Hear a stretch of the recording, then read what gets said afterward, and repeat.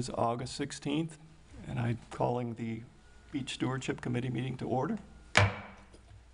Would you please join me with the Pledge of Allegiance? I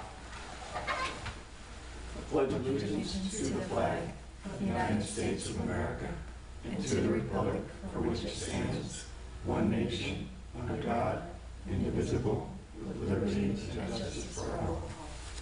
Thank you.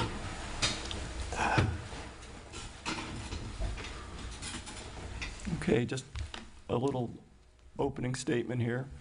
Karen Marriott is our newest member on the board, and she's taking over for Lenny Stamos, who I think was on the board for way over 10 years, and we appreciate his work here. And Karen, would you like to say something this morning? Sure. I'm thrilled to be here, and I've lived here on St. Pete Beach for about 15 years, and my husband and I own a water sports business here on the beach, so this is a cause close to my heart, and I've known Lenny for years as well, and so I'm thrilled to be able to kind of take over for him and give him a break. So thank you very much. Great, thank you. Okay, if we could have a roll call. Member Resnicki? Here. Member Marriott? Here. Vice Chair Kurzman? Here. Member Welch? Here. Chair Rothenberger? Here. We have a quorum. Thank you, Jenny. Okay, our first order of business today is a presentation by Teresa Arnholtz with the Sea Turtle Trackers. And I was talking with her this morning, and I was reading through her bio, and she started doing this in 2004, and I thought, wow, she's been doing that for 14 years or so. No, you've been almost 20 years, just shy of 20 years. So thank you for being here this morning.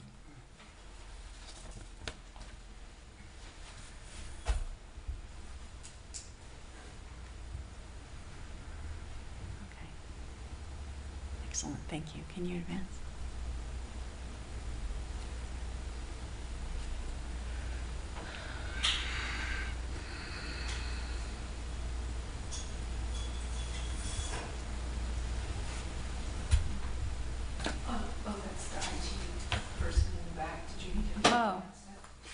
Unless I can. I think you can. There's Okay. right here. Yep. Okay. So I just brought you guys some facts and figures. I wasn't sure what you wanted to have a presentation on, so I just brought facts and figures, and then we can talk about anything you want after that. Great. So we've had 70 nests and 47 false crawls on St. Pete Beach.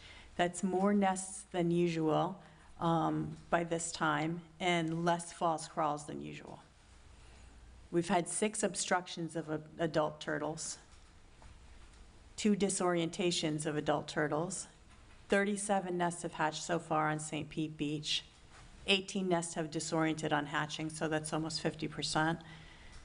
Nests are hatching earlier than normal, and on Shell and Outback Key, just for comparison, we've had 28 nests and 64 false crawls. Yeah. I don't mean to interrupt you, but Go ahead. could you just sort of explain, is a false crawl an individual turtle or a whole nest worth of turtles, and just maybe some of these terms? Oh, of course, of course. So when the turtle comes up in nests, that's just one adult turtle, and she nests, she lays about 100 eggs in there. A false crawl is when an adult turtle comes up and doesn't nest for whatever reason.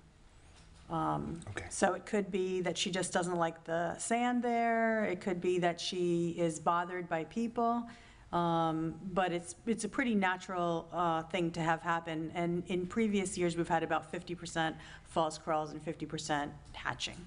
Okay. I mean, I'm sorry, making nests. The disorientation is when the turtle comes up and doesn't lay, but it's not just a false crawl, it's where she crawls all around because she gets confused. She might have hit something and then disoriented. There might be too many lights on there and she disoriented, or there may be people chasing her. Right? Okay, thank you. Sure.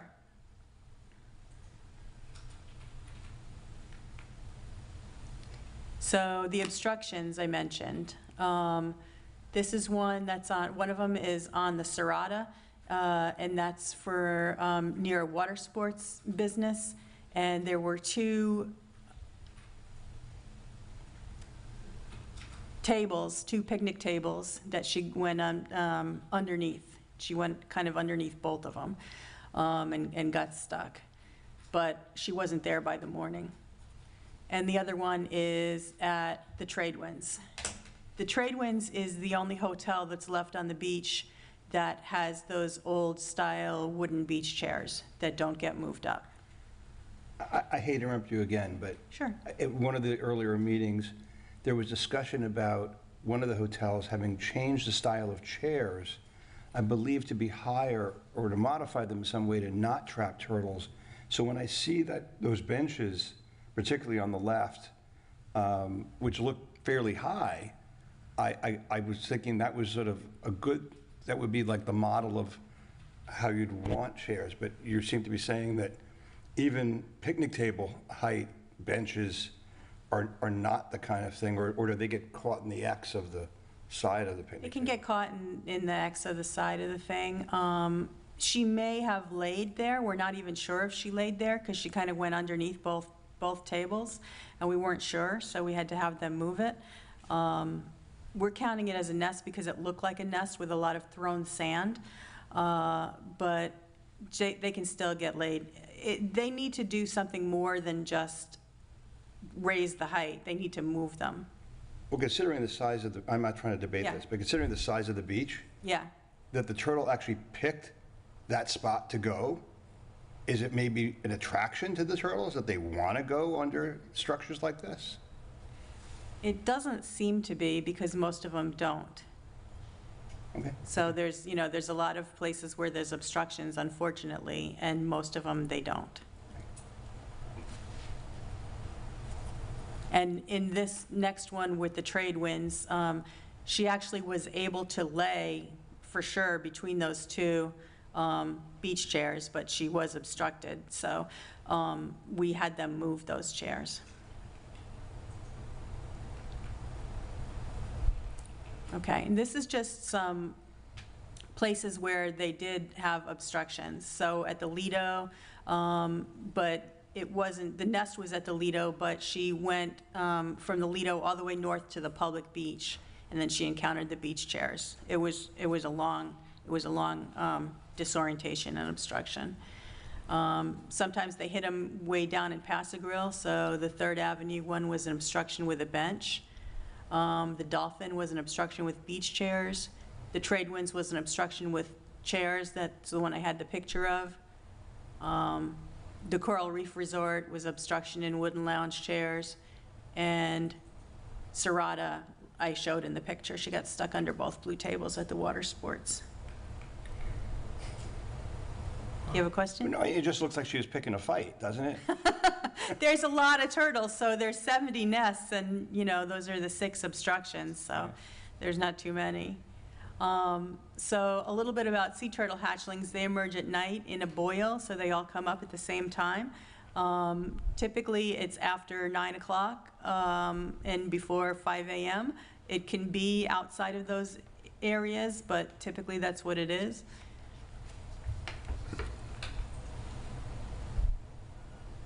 The reason they come up in a boil is because they have a greater chance of survival if they all hatch at the same time, and also because they help each other get out of the nest. There's something called a sand ladder that gets created when they're all moving at the same time, and it brings the sand down, and it'll help the other ones get back up. All right, they'll instinctively head towards the light reflecting off of the water. However, if there's lights from condos or flashlights or hotel lights, they'll head towards those lights and they'll get disoriented.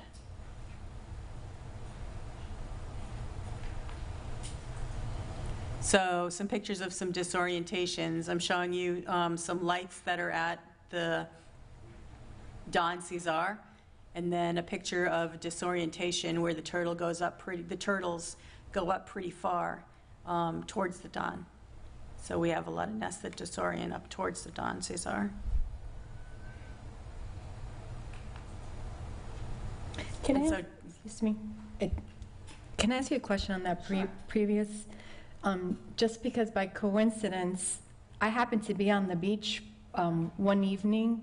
I live close to this area, And there were some volunteers who'd look for the nest, and they were walking on the beach, and I went up to her because I saw the light on the left at the dawn, but they told me that that light wasn't significant, that the light wasn't, so we walked all the way to the shore. She showed me, no, look, by the time the turtle sees it, they're already at the water. They're not going to turn around and go back. And I thought that was kind of strange, she said, because it's a pretty bright light, but they told me that it was not significant, that it wouldn't, That's strange. I'll have to talk with them. Yeah, about that. because we talked about it for a while, and I thought, isn't that a pretty bright light? Do we, should we report it, or, because it was and it's brighter than when it looks in this picture, because I was there when I saw it, kind of like a spotlight straight out to the water. Right, there are some lights at the dawn that are not significant, but Right, I've there's seen more those. lights that This are. one was, I mean, Yeah. I looked at it for a while, and I was like, that's weird that they said that, but It is weird. they Yeah, I'll have did to tell talk to me them. that, so I wasn't sure, which I wanted to ask is what lights are and which lights are not. Is there a height, because they were making it seem after I asked the question, that no, at a certain level, the turtle's not going to see it, so it won't disorient the turtles. It's not going to go in that direction. So I left my daughter was with me too, so she left Yeah. confused too, because we thought we were doing the good thing to go save them, and so I just wanted to be more, I guess, educated on what's significant and what's not. Yeah, so there's, the white lights are a problem, but there can also be a problem with lights that they've put a yellow film over, or even a red film. So it should be that the lights that are greater than 560 nanometers in wavelength are the problem, but the guidance is to keep it low, keep it long wavelength, and keep it shielded. So that's kind of what FWC recommends for lighting that'll be turtle safe, Okay. right? So this one, they did shield, but they didn't shield on all sides. Yeah. So it can't just be west, right? Because the turtles, and especially because our island curves, so the turtles can see it, like from down here, they saw a light, and they see the combined brightness of the lights. They can even see indoor lights. So if there's nothing else that's dark, that's light on the beach, they're going to see indoor lights lit up. Thank you. So the Dawn has made some improvements to their lights, but they still have a ways to go. Yeah, that was the only one I saw that was really. Oh, okay. So, yeah. Because, and the reason I asked or like to talk about it is because residents are watching and they see this, because we have residents, especially in the Dawn area, between Block M and N, they're all residential, and they get, a warning or citation because of their lights from their house, and then when they see things like that, they're like, how is my light brighter than something like that? So then, I get the calls. Right. Like, hey, Benny, what's going on? And so that's why I'd like to talk about it, just to make sure. Yeah, no, thank you. Misinformation. It definitely, Yeah. the Dawn needs some more help. Okay.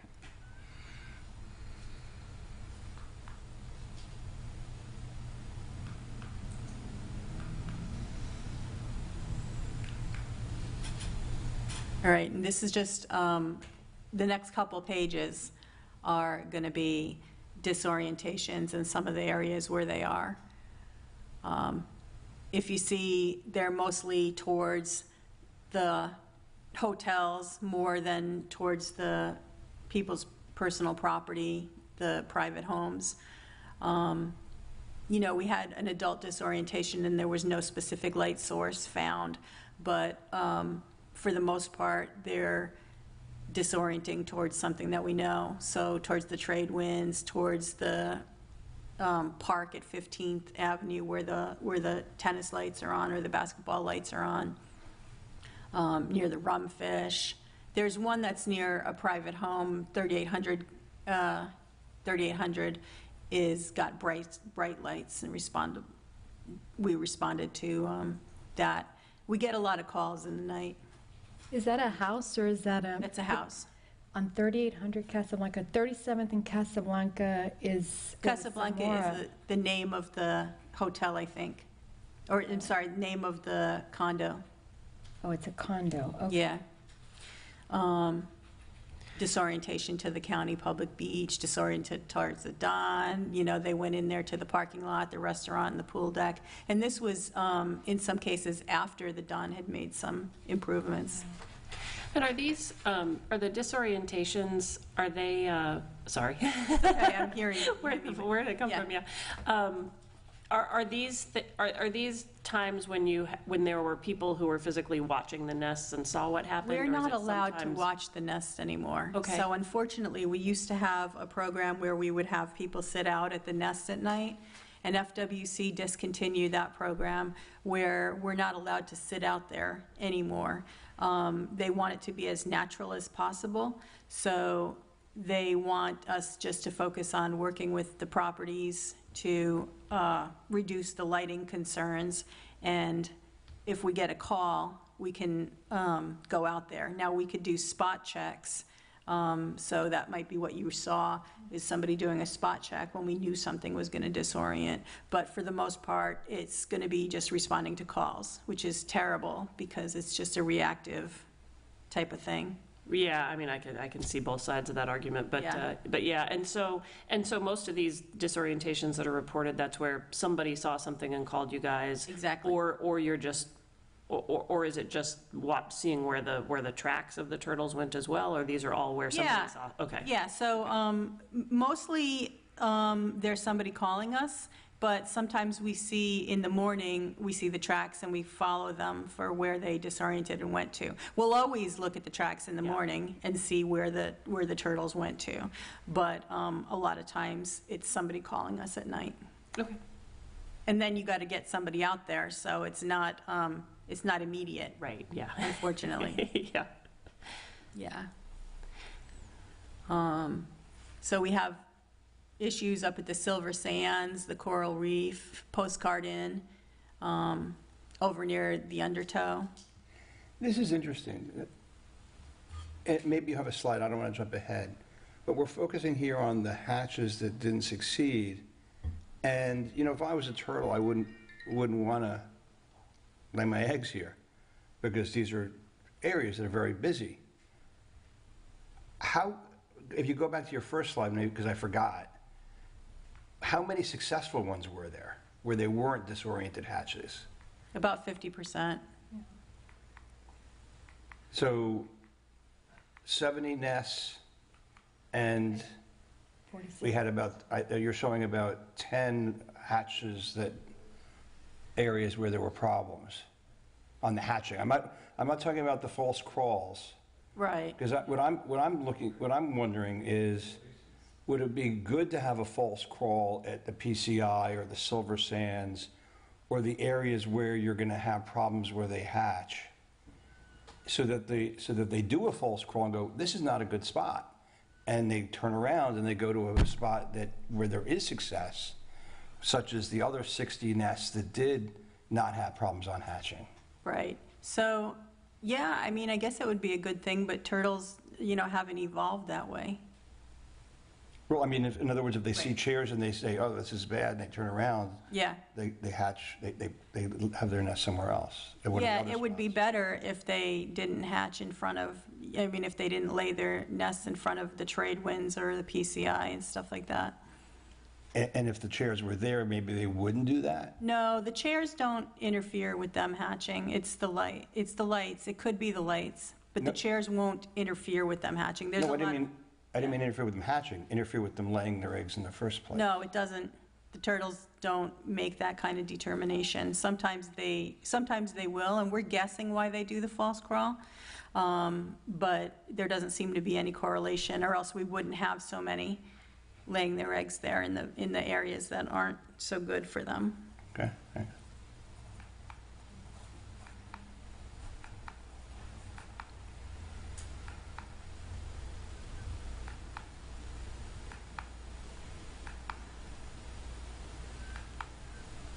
All right, so more disorientations, the undertow and palm crest, the trade winds. We do get some that just disorient because they're stuck in the tall dunes. Like at 17th, there wasn't any particular lighting source, but the turtles went back so far into the dunes to lay their eggs, that there was no way for the hatchlings to see the light from the water.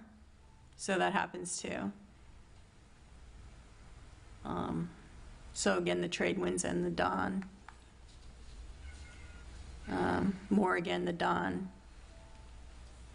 And then this was a condo property on 49. The condo property was on 50th.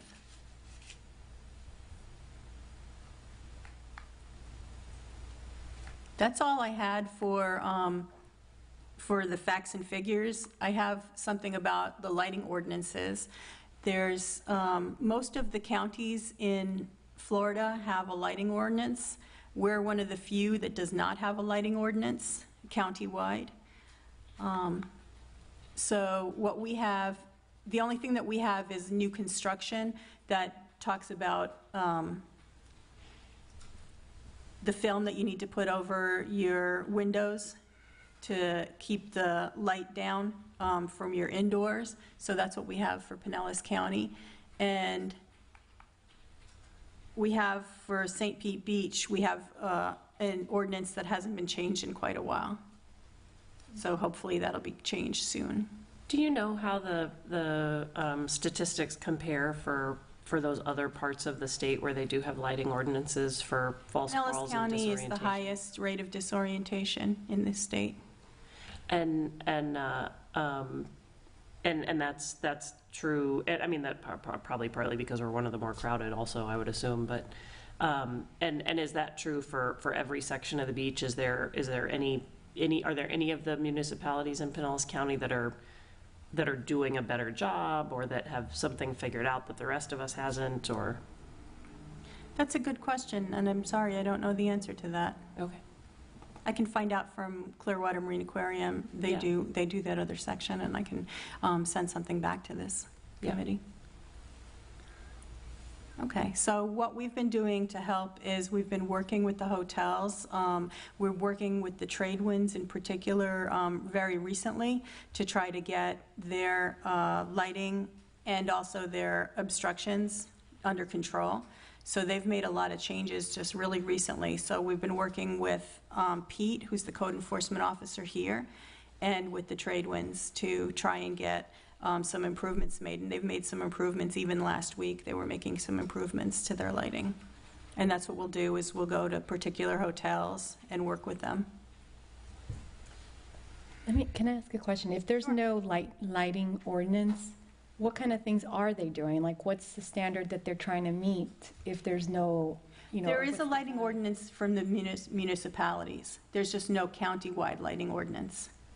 So doesn't our ordinance help then? Because you mentioned earlier that St. Pete Beach does not have a lighting ordinance. We don't have a countywide, I'm sorry, we don't have a countywide lighting But our ordinance. city does. Yes. Okay. Yeah, I yeah. just wanted to clarify It's just that it needs to be updated a little bit, because it still allows things like bug bulbs, and they've found that those aren't good. So what the ordinance will do is try and make it so you have amber lights or red lights. Mm-hmm. And the ordinance for St. Pete Beach is old, and it allows things like just yellow lights and bug bulbs.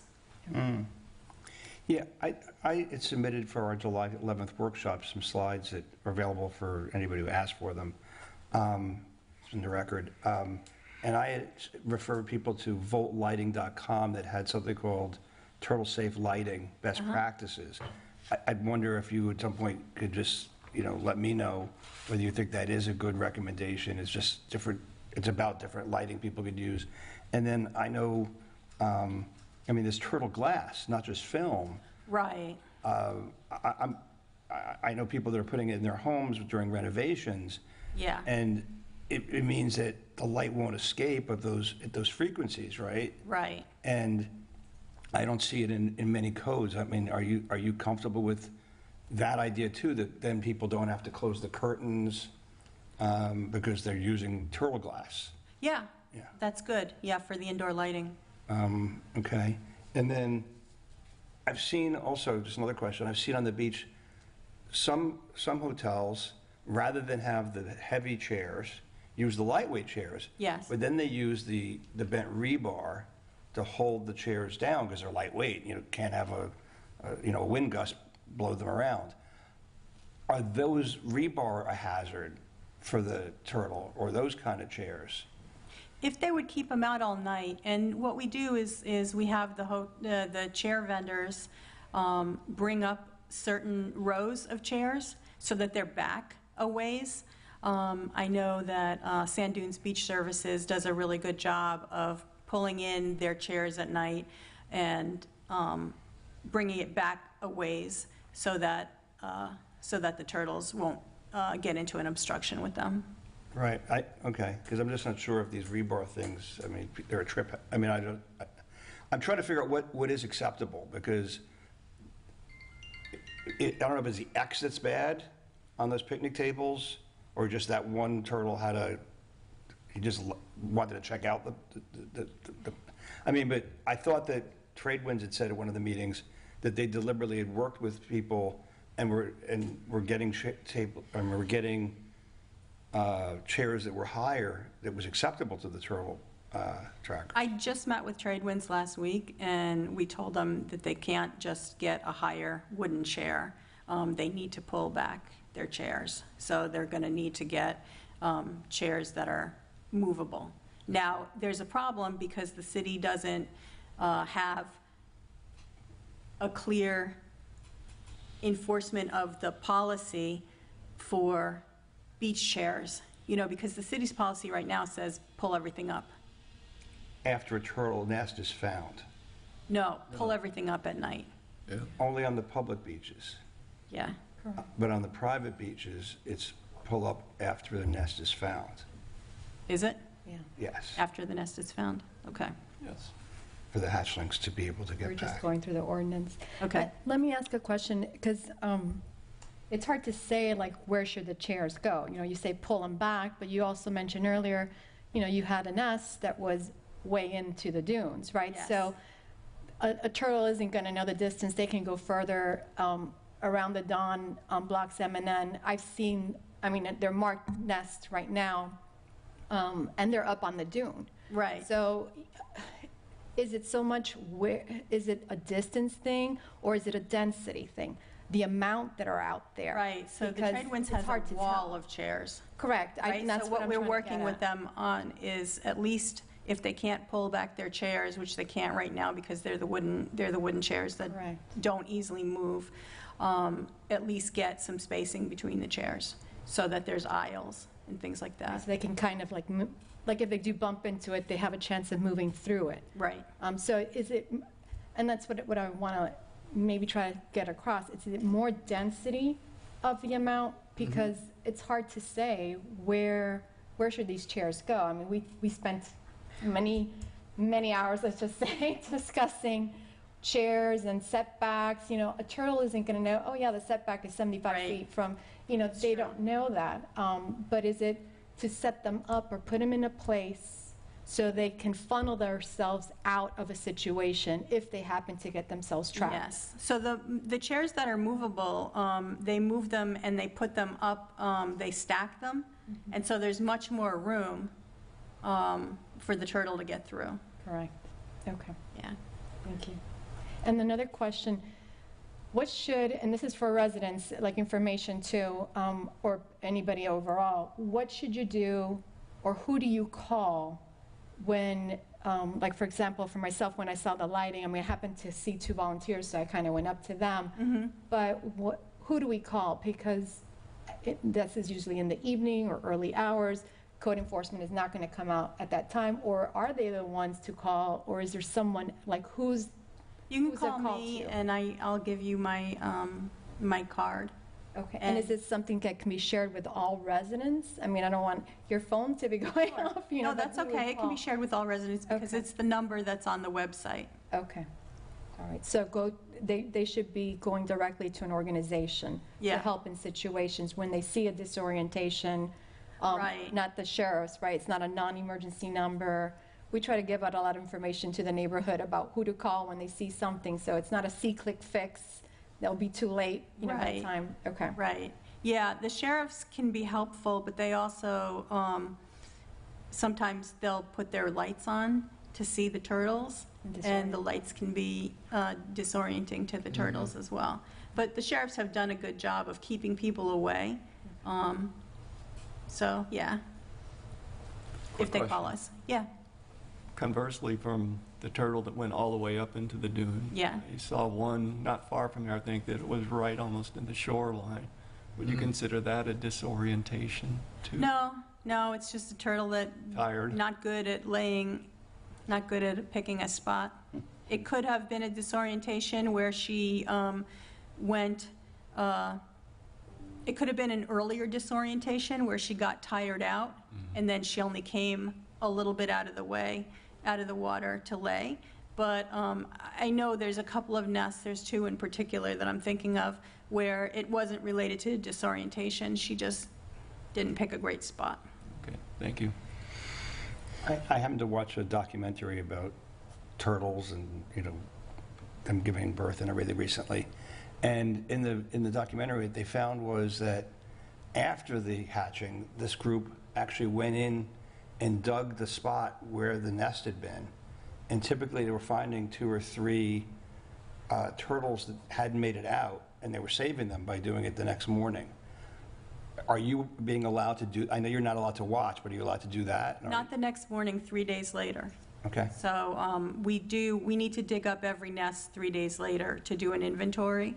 And we figure out how many eggs were laid total, how many are still whole, how many were hatched eggs, and if there's any dead or live baby turtles still in there. So by waiting 3 days, you're taking, are you saving them, or now it's just a report? No, you still get them. Okay. Yeah, they're still in there. You're giving them time to cook, right? So they need some time to get out. Sometimes they aren't ready to come out of the shell yet. Great, thank Yeah. you. What's the predatory situation like this year? We haven't found, we found like one instance of coyote tracks on the beach so far this year. And although we've been putting the screens over the nests, we haven't had any issues with the coyotes trying to pull up the screens or anything like that. Raccoons? No raccoons? Nope. No fox? No fox. We've never had a fox predation of the nests. We've had coyote predations of the nests, and years ago we used to get a lot of raccoon predation of the nests, but I think the coyotes have moved in and taken over where the raccoons used to go. Thank you. Sure. Thank you, Teresa, for presenting to us and for answering our questions. Okay. It's a great presentation. Okay, thank you. Thank you.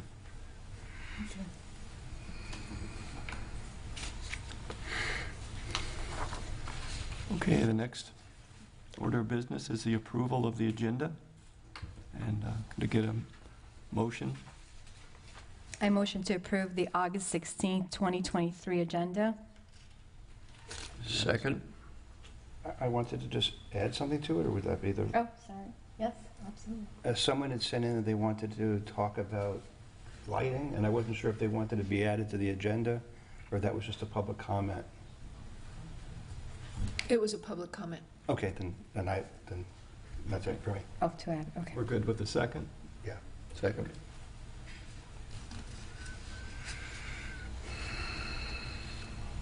Did you want a roll call? Sure. Member Marriott?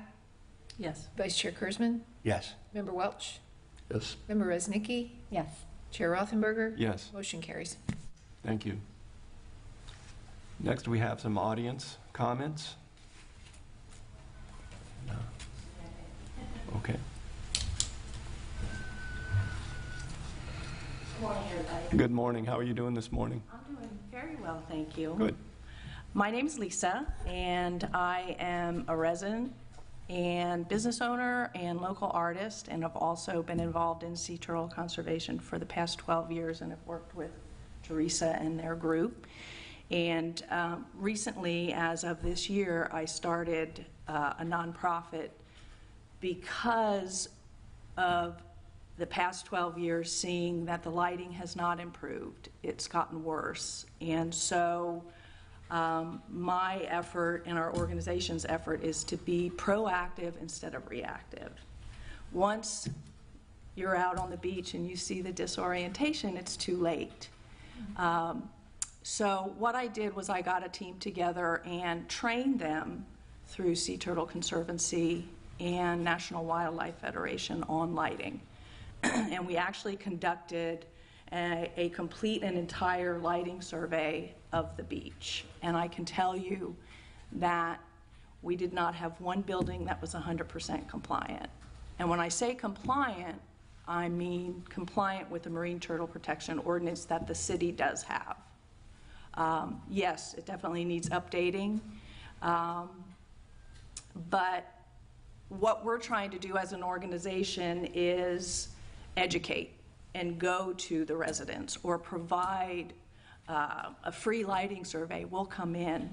We've even gone to the extent to go to the local Ace Hardware store and make sure they're carrying the type of bulbs that are compliant, and they're doing so. The South Pasadena Ace Hardware store is actually doing a display and bulbs in there, which is awesome, because part of the problem was people didn't know where to source the proper lighting, and going on Amazon, we have found, is not the place to go. And even some of the resorts have found out that their sources are saying that they're turtle friendly, and in fact they're not. So we've learned a lot just in this sea turtle season, and our effort again is to work closely with the city and help in educating the residents. They don't have time, they don't have staff. So we're trying literally to contact every property and say, hey, we're here to help, we're here to provide you with whatever literature, whatever resources.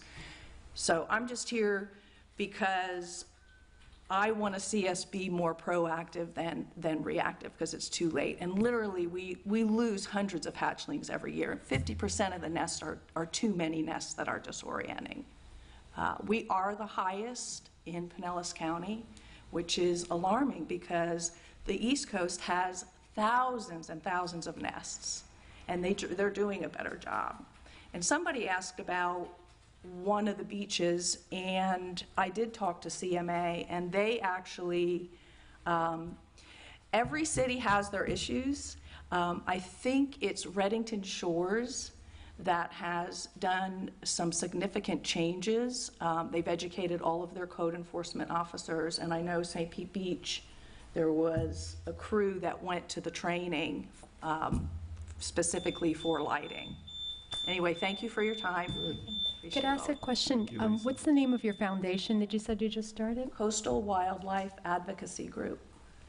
Can we have your contact information? Absolutely, Thank you. absolutely. And so is there a publication, like I was asking the previous speaker about Volt, a website I found. But so do you have some document somewhere? Plenty. Yes, so much information out there that I can provide. There's a list of lighting fixtures, compliant bulbs. Is that what you're asking? Yeah, I'm wondering if there's something that we can do somehow in Well, I think minutes or, I don't as know. a city, to be able to provide specifics and guidelines would be extremely helpful. And we can provide that. And we work very closely with Sea Turtle Conservancy, which is the largest nonprofit, started years ago. And they actually have a lighting team. And there are programs where they will come in and they will retrofit a property. And not only will they retrofit, but there's also grants available in some circumstances that the most of the buildings or properties on St. Pete Beach that are not compliant are the resorts. And I do have a happy story. Postcard Inn, we visited, they did 100% of what we asked. And they are now 99.9% compliant. So kudos to them, and it starts with one. So we're going to keep going. And there are a lot of hurdles, but we're going to keep going. And I didn't mean to try to endorse any particular brands, but maybe we should be somehow pointing people to what the regulations are or something, whatever. And whatever's there's written. specs. We could just give specs and not necessarily brands. Yeah. I think that would be extremely helpful. Okay. Yeah. Thank you. And I know you mentioned you want to be more proactive, so One of the things, I know in the Don Cesar neighborhood, because we put out newsletters and we always put something for the turtles on our newsletters, but a condo called Cabrillo Condos did receive a grant.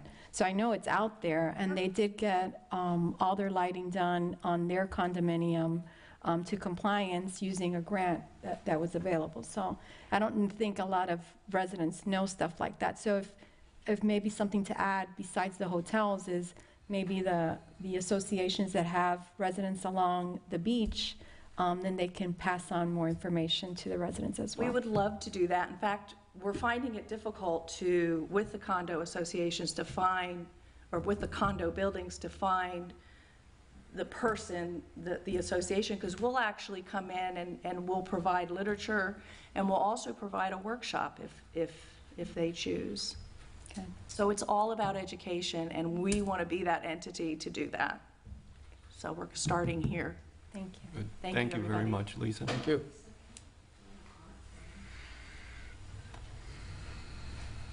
Anybody else? Audience comments? Okay. Well, could we get a motion on the approval of the minutes from the May 17th? There's some discussion or question about it first, or do we do Discussion? that? Do we do that first, or I don't know? Yes, that's what we're here for. So I guess I got a question about the purpose of the minutes. I know that it's required to have minutes, but we have the luxury of the videos. And so I don't want to be a stickler for the minutes because obviously the videos speak for themselves. So there's a lot of spots where the minutes just sort of say discussion on rather than a conclusion. And if that's reasonable, then... We don't do verbatim minutes here. I'm sorry? We don't do verbatim minutes. Right, but not even, versus stating the conclusion or the point is what I'm wondering about, So motions and actions are what's to be recorded. Okay. So all these spots where discussion on, one of the ones that I feel like maybe it should be covered further in 95.4, it says discussion on B if nest is found. And I think that's an important one because that's something we just came up again today. There's confusion and hotels have been upset about the topic too. So I think, maybe there should be a little clarification that the discussion was that the current ordinance was that the chairs only were being put away if the nest was found. So it sort of makes it a little more explains it a little more clearly. That would really be my only change, just to clarify that a little better, a little more clearly. Thank you. Any discussion on that? How do you all feel about the minutes? I think it's good. I mean, I understand your point, but, that's every minute. I'm used to looking at videos, that if I really wanted a detail on something, whether it's a commission meeting, planning board, or whatever it may be, I know as a resident, I'm not going to rely solely on what's written here. I'm not expecting verbatim. Yep. I don't, so I'm good with it. Could we get Yeah. a motion? Yes, I motion to approve the minutes for May 17, 2023. And a second? Second? Could we get a roll call, Roll call. please? Vice Chair Kurzman, Yes. Member Welch, Yes. Member Resnicki, Yes. Member Marriott, Yes. Chair Rothenberger, Yes. motion carries.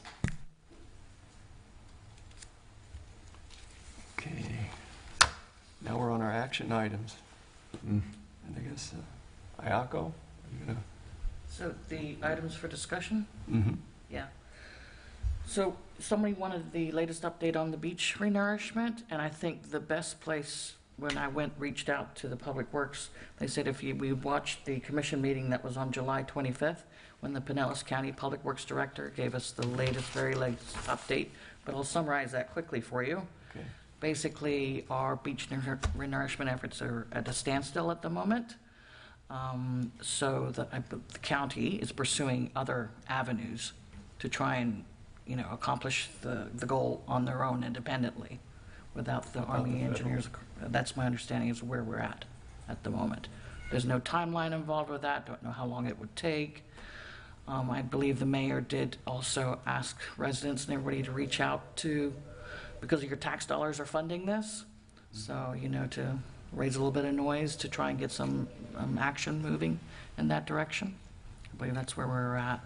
Did everybody watch that commission update? I have not. No. So it was very informative. Yeah, I was there. There was, I mean, if anything, there was confusion, I guess, of what stopped it.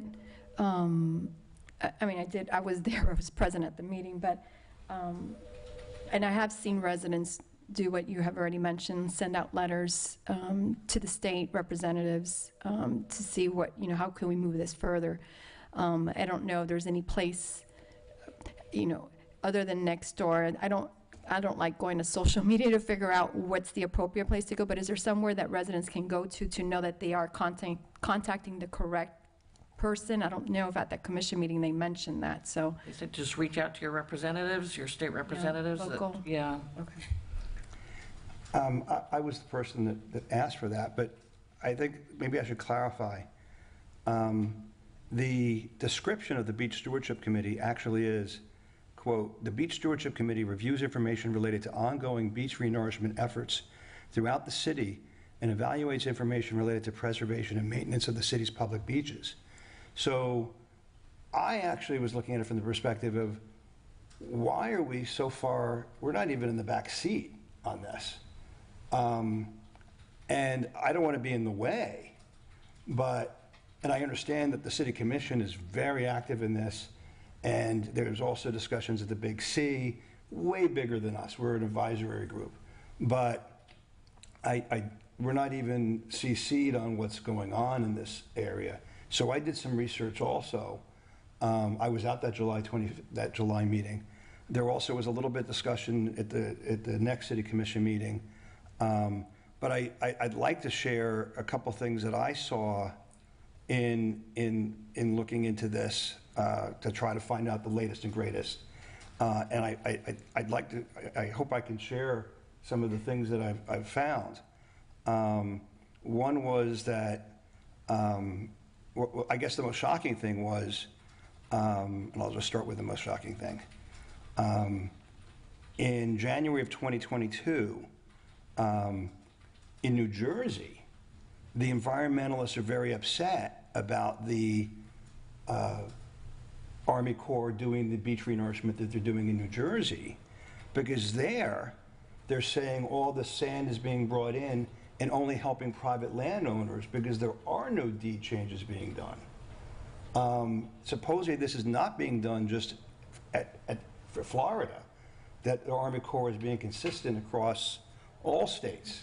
So, and I'm not saying this is true, I'm just saying I saw an article, January of 2022, the surf riders are making a big stink about that. Also, in 2021, in Panama City, they just went ahead and did their whole beach renourishment. Did that really all get done with the deeds?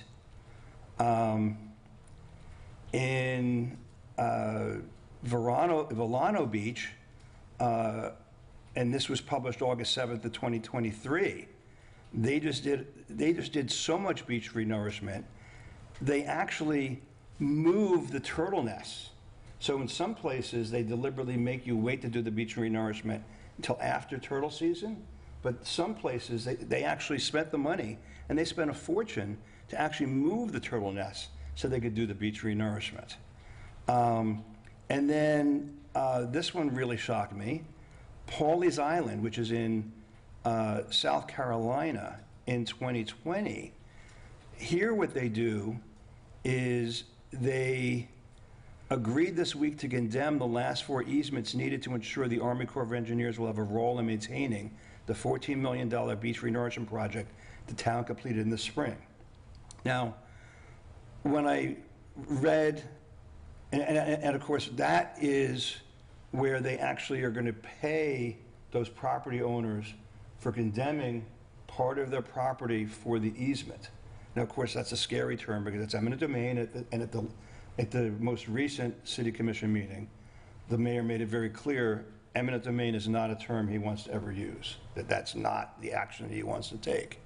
But I'm just saying that as I look at the different things that other cities have been doing, because what's happening is, from what I heard in that meeting, if for instance, Silver Sands does not go ahead and give permission to let the Army Corps do work there, then everyone who would normally be going to Pass a Grill and won't be able to, will probably have to go behind past Silver Sands or the other beaches to have a place to go.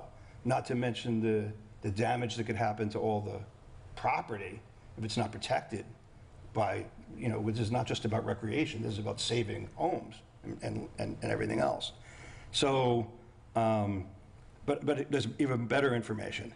The other thing I found is in New York State, 2021, QUOGUE, Q-U-O-G-U-E.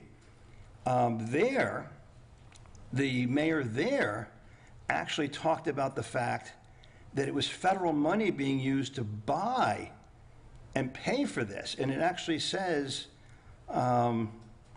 that funding, the initial construction of this project is 100% funded by the federal government and required easements. The Army Corps requires a perpetual storm damage reduction easement from the owner of each property where we'll be doing work. Public use is necessary because federal law requires that public funds only be spent on beaches that are usable by the public. And it clarifies the public would not be permitted to traverse the property in order to get to the beach. In other words, it's only the actual area that's addressed. But the big part of it was, one of these places, the government's paying for this. Then I also found Sand Key, which is affecting our area. The Pinellas County needs 461 easements within the project area. Here's the big rub. The big rub is that traditionally you look at where the erosion control line is, or you make an erosion control line that says this is where the high water mark is, and the state has everything on the outside, and the fact that we're using public funds to fill it means that it's still going to be public land afterwards. But what the Army Corps is saying right now is that in anticipation of the fact they're going to want to make dunes and do other things that protect, some of that won't actually be only on the outside of the erosion control line. Some of that will be on the land side of the erosion control line. Mm-hmm. And so to prepare for that, they just want to have these easements. Whether they need them or not, they just want to be prepared. And that's the thing that is the sticking point, as I understand it now. So it's a little different than the traditional, oh, it's the erosion control line and people don't want to give up. So, and let me confuse it a little more. Or let me clarify a little more, and people can correct me if they see it differently, but this is what I've been learning about this. So normally, gradually, erosion takes away people's property, and the mean high water moves, and accretion gradually adds to it.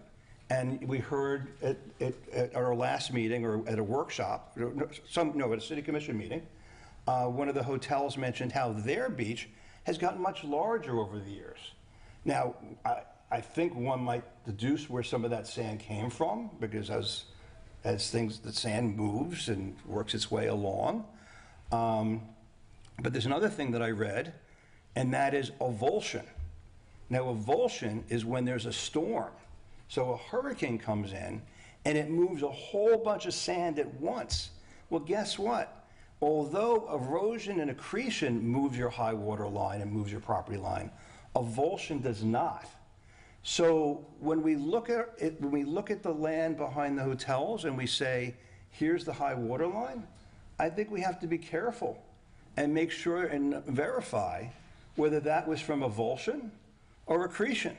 Because if it was from a revulsion, from a storm, it means that that's public land, still from the state, and not, part of their land.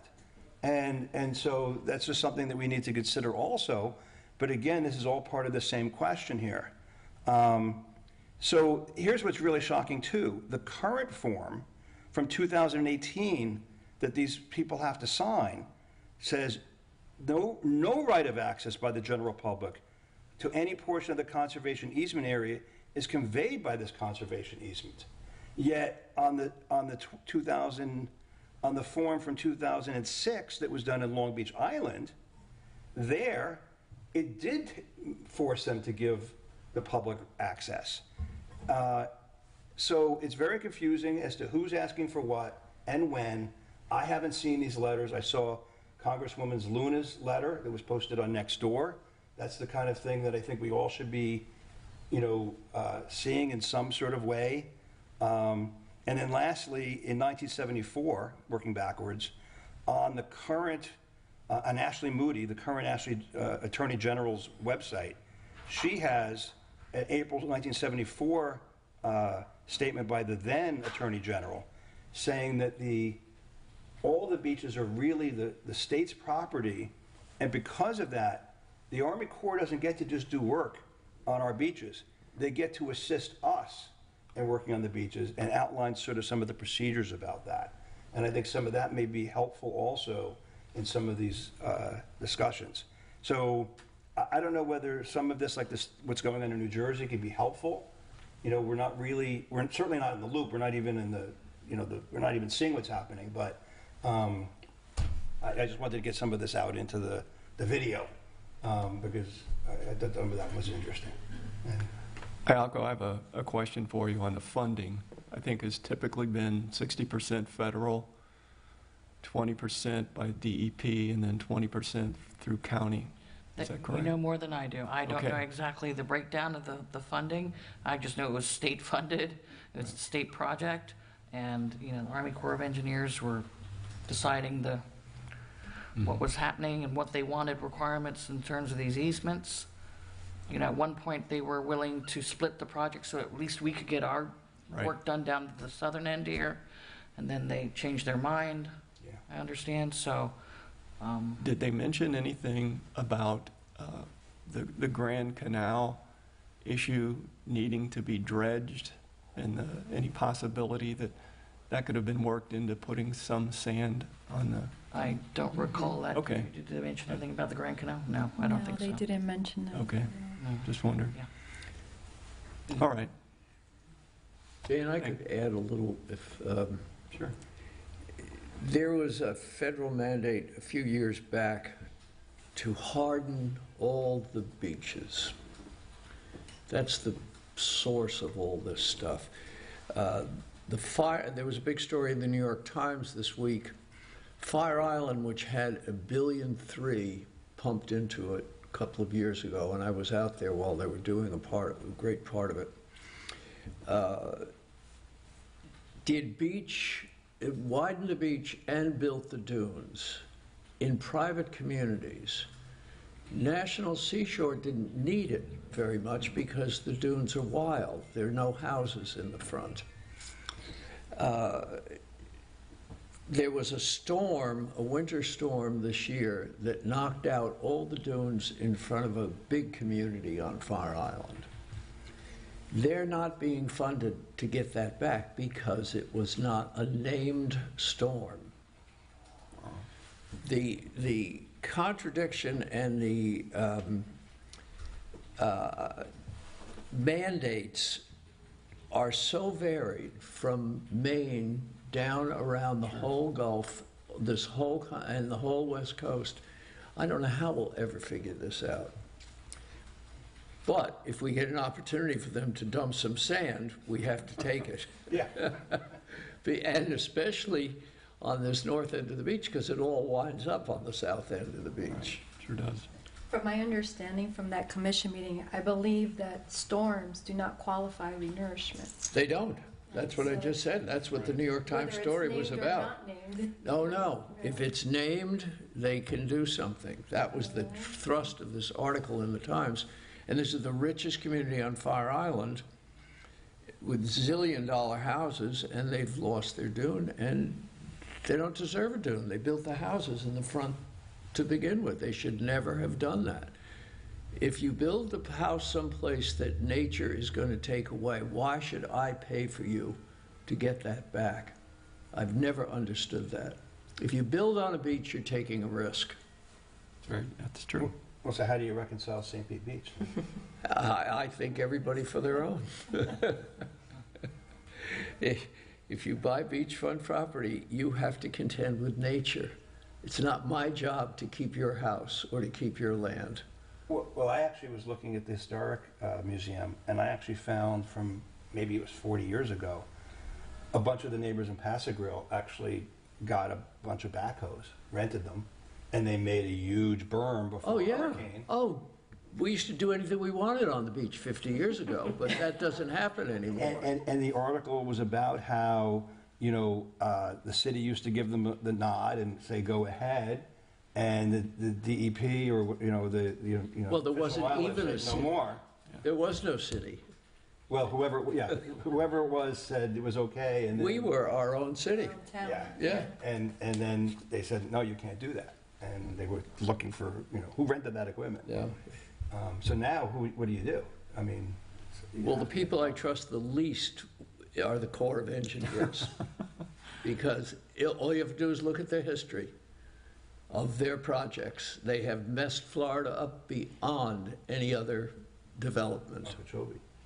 Well, getting right to this point, I mean, from the discussion at that city commission, I mean, we had one group that was telling us they were going to do one thing, and then, negotiating in good faith. And I actually had asked, where's the money? Because I think money was actually, I got the impression money may have been changing hands or earmarked. And where is the money? I mean, this was a project that it was ready to be started, and now it's not being done. So where is the money that was already being put aside for this? And how do we pick this up? And I mean, this is way bigger than us, even though it's on our charter. But these are the questions that I was trying to find out about. Okay. Let's move ahead. The pack in, pack out. So you had brought up, you wanted to discuss this? Yes, I did. This is something that Sarasota County does.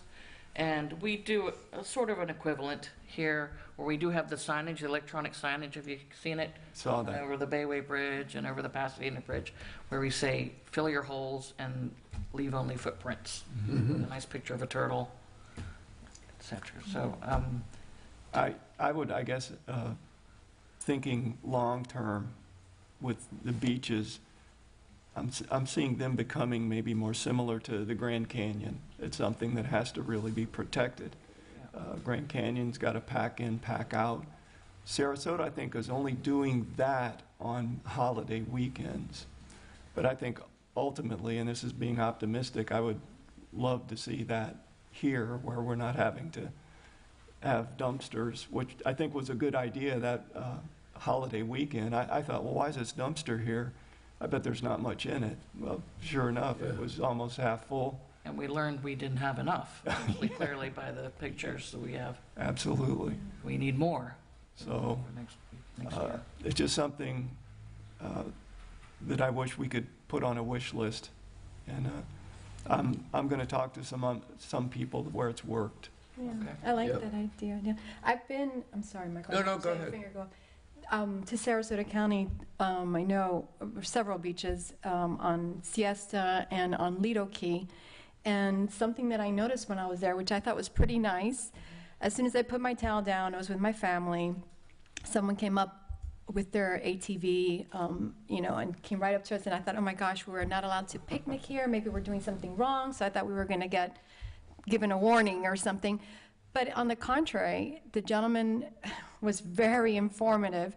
He came up to us, handed us a garbage bag, and said, this is for you all, so that when you're here, you can put all your garbage inside, tie it up, leave it right next to you. We're watching, and as soon as you leave, we'll come grab your bag and we'll throw it away.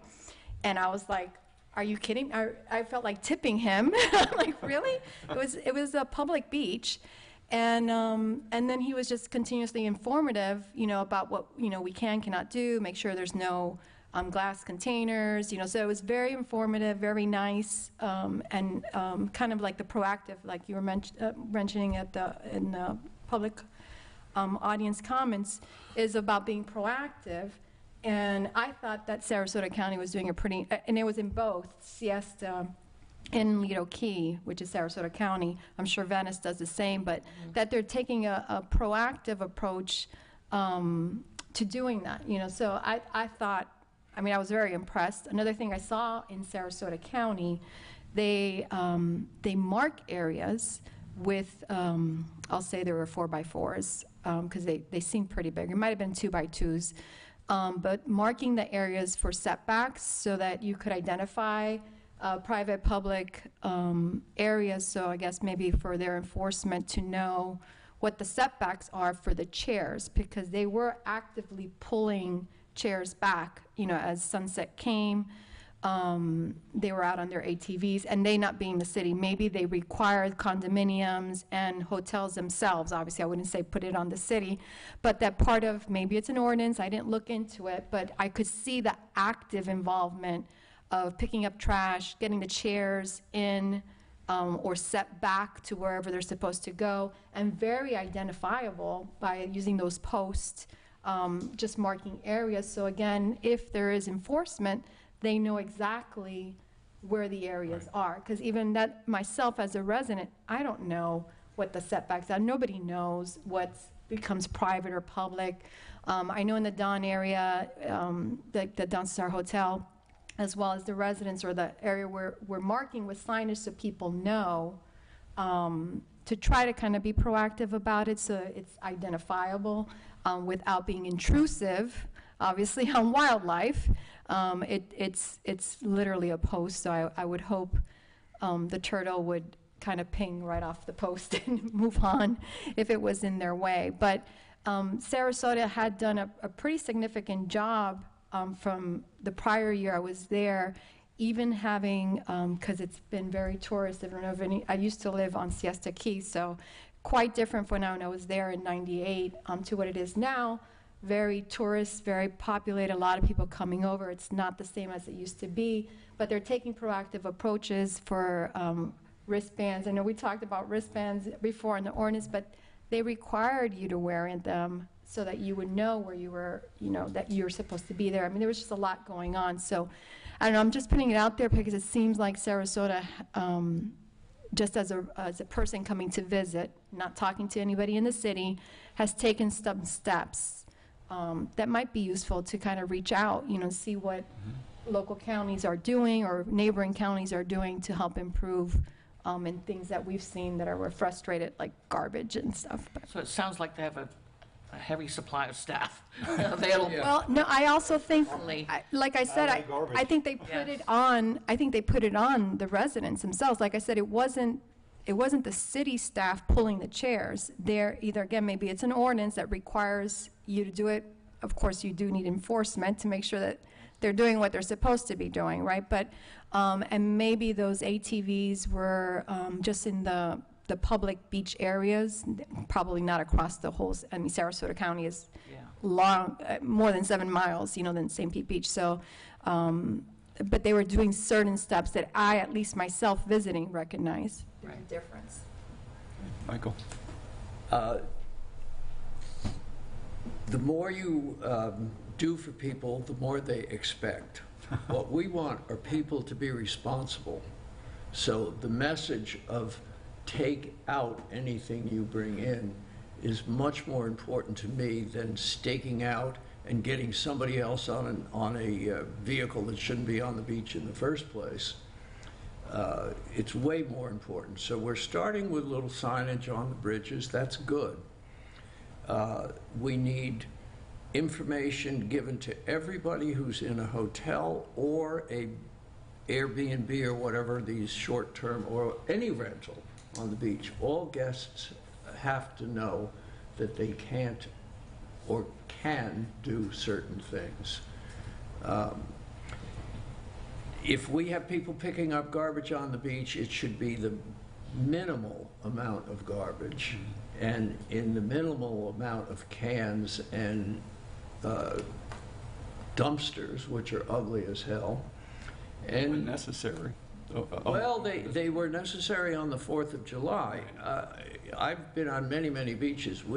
Except for the large hotel area, which to me is not even a beach anymore, it's just a pile of chairs. We have a beautiful beach. And the public beach down across from Dolphin needs some overseeing, no question.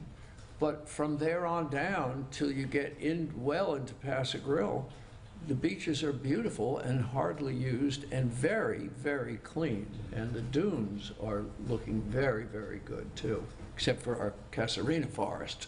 But I don't think we have to create a society or a beach that is going to do everything for everybody. Let's make people responsible for their own actions. That would be the ultimate Well, that's the goal we should be looking for. clean I up think. after yourself. Yeah. What a Maybe concept. a compromise would be like, I would post, here's a supply of garbage rolls, just like we do for dogs, and Yeah. That's true. take one, pack in, pack out, and then put it in the dumpster on your way out. Yeah, that's a good idea. I think that a big part of that, I mean, my familiarity with the pack-in, pack-out programs out west is often that there is no trash pickup, and a lot of those places Yeah, are very exactly. remote. And for us here, in a place that's this crowded, even if you give people garbage bags and ask them to pack it in, pack it out, if you don't give them a place to put it in a trash can or a dumpster relatively close to where they're leaving, it's going to get left on the sidewalk unless you have somebody standing there to enforce that. It's an additional piece of plastic that doesn't Right. need to be on the beach. And I don't see people, coming to the beach and then like taking a trash bag back to downtown St. Pete with them on the Sunrunner, like I don't see that happening. The most problem we have on the beach are with kids' toys. Yeah. Did I just hear that we don't want people to have plastic wrappings anywhere, and they can't even have a plastic bag for their lunch, but we're going to give them a plastic bag for their garbage? I mean, this is what's going on everywhere. We're making them buy the plastic bag after we won't let them have the plastic Yeah. bag. But let me just say what I'm thinking about this, which is very similar to what you were saying. I mean, my understanding of how this whole carry-in, carry-out concept started was like in hiking trails, where they just couldn't, you carried your stuff out on the trail, take it home with you too. But this is not a hiking trail. And, so if we want people to carry their garbage out, I think most people will, whatever they brought their stuff out in, they should be able to bring their stuff back in. They don't need to be given something new. They had a cooler, whatever they use, they have the conveyance. But we have to give them a place to put it, because if they came on the Sunrunner, I doubt they're going to bring it back on the Sunrunner. Why not? What? Why not? Because now brought it's it. garbage, and they're gonna use. What I've seen is oftentimes you get a big pile of garbage where the dumpster should have been or used to be. They just leave it there because they're pigs, they're people. People have to be educated. And so in our best interest, we may still want to have dumpsters somewhere, maybe not on the beach, off some convenient place where they can take it. But my question about this is, two things. One is, if a person is served a drink by a hotel, just like you're served a drink at a restaurant or at a table, there, I don't know if those people will think that the hotel should pick it up afterwards. Sure. The same way, because it's part of service. I don't know what's customary, but maybe that's something to be addressed. I'm not sure. But then also, I've seen this battle. People go in front of the hotels with their own drinks that they brought, from the supermarket, and they make garbage. Should we really be making the hotels responsible for, or the private people who, responsible for the garbage of people who didn't buy from those entities? So I see that, like, PCI, for instance, has a lot of garbage cans, and then I used to see people complain about the amount of garbage there, which was, it's typical of, looked like stuff that people came from a supermarket with. And so I'm still trying to understand whether the city has extra garbage cans at all these places, like near, between Silver Sands and PCI, because there's that access road there, where a lot of people come from the public and get in there, and then, these other areas where shouldn't there be some sort of garbage collection, or are we putting that on the hotels to do it? Garbage is picked up every day Yeah.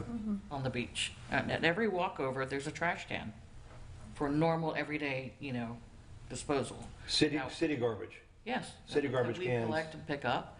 And then on special occasions, 4th of July, we're going to add additional dumpsters now to, pick up the overload.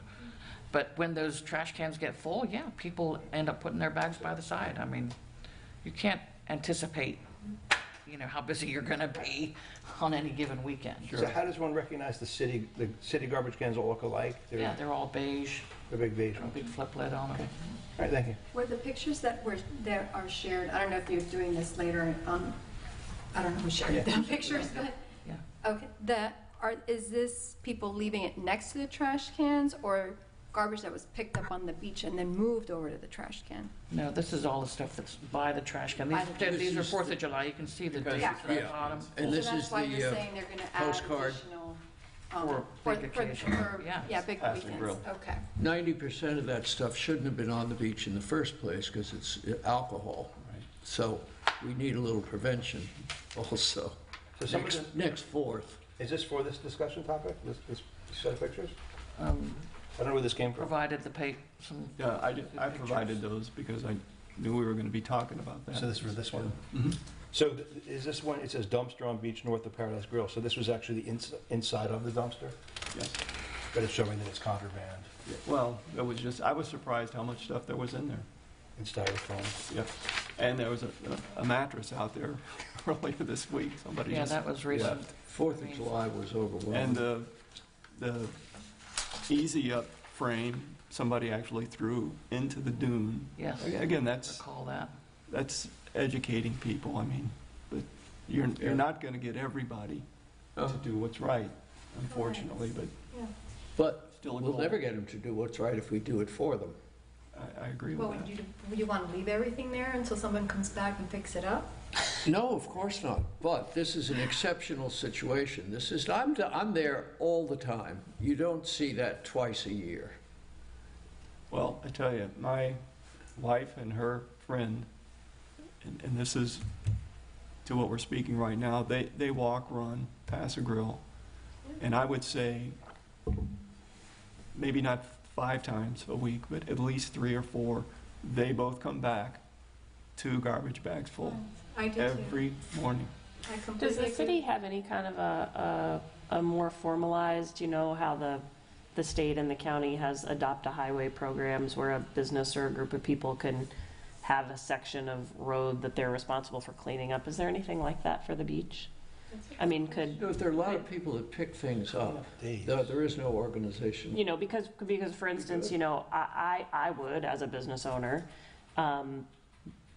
particularly if I could get a couple of beach parking passes for my employees, I would happily trade that for meaning that me and my employees go out twice a week and are responsible for keeping this section of beach completely picked up, and so I think there would be some ways to do that. What I have found, and I'm often at the beaches that aren't really beaches. My business operates a lot off of the side of the causeways. Right. All around the area, and those places are often a complete mess because kind of no one's in charge of them. And what we have found is that when people show up to a place that's clean, they are much less likely to leave stuff there. Right. And when people show up to a place where there's already beer cans and a beer carton and cigarette butts, they're much more likely to leave their trash there. Yeah. And so, I think if you had some kind of formalized, and I mean, we live in a city of people who are very, very involved and active and passionate about the beach. you know, if you had a couple dozen people who were responsible for a section of beach, and every time people showed up at the beach, it was spotless, you would have less people leaving stuff there on a regular basis. Now, 4th of July will probably always be an exception. Yeah. but, Right. Yeah. Yeah, I Good agree. idea. Good idea. The one other thing I'd like to mention, the garbage pails are where the debris is on the beach. If you walk along the edge of the dune, you can find it. If you walk along the water, you find some kids' toys, not garbage usually. I've watched the guy pick up the thing, throw it in the back of the truck, and leave 2 or 3 broken chairs next to it, rather than pick the chairs up or get out of the truck Yeah. and do it. So that could be remedied. Yes, I agree 100%. If our beach is beautiful to begin with, then people have much more respect for it. It's true. Right, so the bigger items like that, the broken chairs, the broken tents that won't Yeah. collapse, umbrellas and stuff, typically are left on the weekend because Yeah. the Boy Hill just picks it up and dumps the thing. Yeah. So I pretty much go around if I see it, and if I try to pick that up as well. Otherwise, it's maybe left until Monday when there's more staff available, Yeah. and they do go around, they do collect everything that's left over from the weekend, Yeah. the bigger stuff. We're doing a pretty good job. The 4th of July is Yes, it's an exception. a problem. Okay, to move on. The no smoking policy. That was something you wanted to talk about? Yeah, and I guess what I would just throw out there, I know that we're working that through the beach ordinance. And would that include the dog beach around on that side? I don't know. So I was just bringing that up. It's something Yeah. we could I look think at. I think it would. I mean, it's a beach, right? So Correct. it would. And then, I don't know how you pronounce that. Is it Arceus Park, that little triangle Oh, yeah. I know what park? you're talking about. That would qualify for a no smoking area too, under the new regulations, because it's a park. I don't know if you could consider that whole, Oh, God, I am so sorry. all right. I don't know if you could consider that whole sidewalk a park along there. Plenty of people there. In fact, I think a lot of people get parking spaces there and then walk to the beach when the beach parking lots are full. But, I don't know, maybe that's something Matthew can address. I don't know Okay. what's the definition of a yeah. park, and can we extend that to include Right. the walkway along the intercoastal there, you know? Be a good question for him.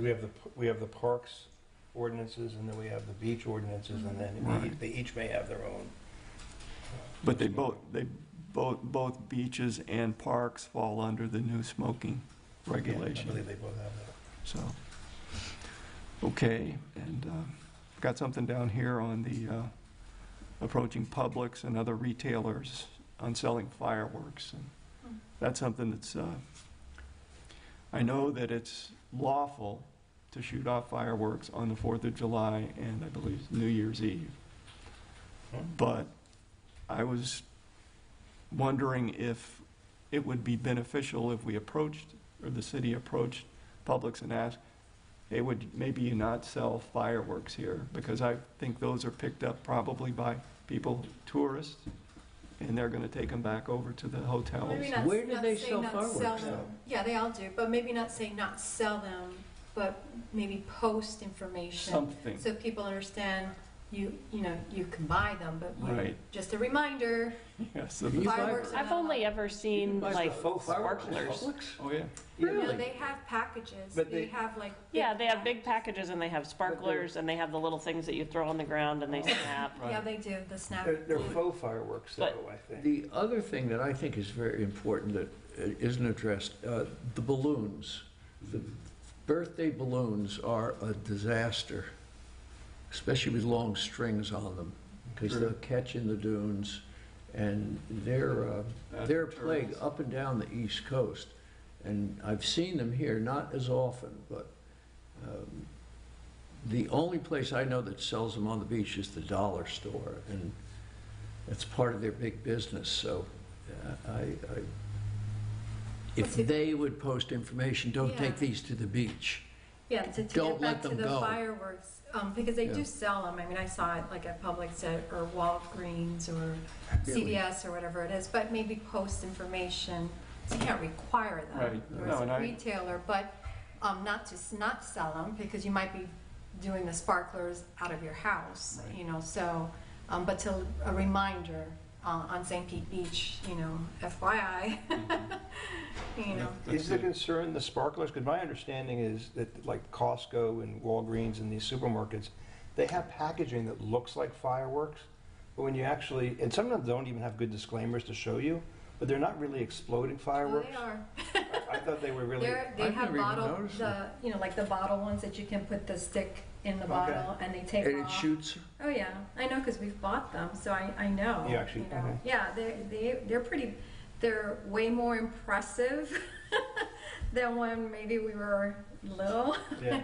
that we just held the little We had sparklers. little, yeah. But as far as I know, even shoot. sparklers are not allowed on the beach, right? It's all types of fireworks, because it's a fire, Yeah, right? So I don't think you can even do sparklers. I don't think so either. I'm pretty sure. I mean, 'cause- It's a fire. Because I thought that generally in Florida, and this is sort of sad, that the justification for buying fireworks is that you were buying it to scare birds. I mean, which is like the opposite of what we want to do. Right? That's like your justification How that you have to times sign off on change. is I'm buying the fireworks because I need to scare the birds off my farm. But anyway, okay. Yeah. But Maybe I we guess need it's to changed. clarify, you know, because we do say no fireworks on the beach. But Yeah, I think- I take it as everything. I've stepped on a firework, on a sparkler, in the, going out into the beach. 'Cause Oh, yeah. As kids, we used to throw them out in the water, Mhm. And I'm sure that still happens. And I'm a business person. I don't want to step in people's business and say, hey, don't sell this or don't sell that. Right. It'd be nice if they did, but Yeah. at least A reminder. putting an informational or reminder, I think that would be Yeah. helpful. Okay, so beach cleanups. So back to the idea of Adopt a Beach, we also work closely with Keep Canals Beautiful, who organize all our beach cleanups.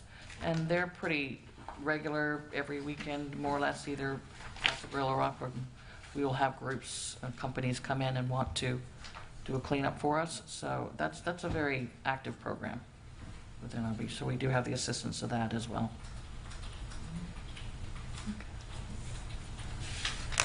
Okay. And the last one, I think that they did around 4th of July, I forget which group it was, but they gave you a free Chick-fil-A coupon, which was pretty nice. Oh, did they? Yeah, Mm. Chick-fil-A coupon.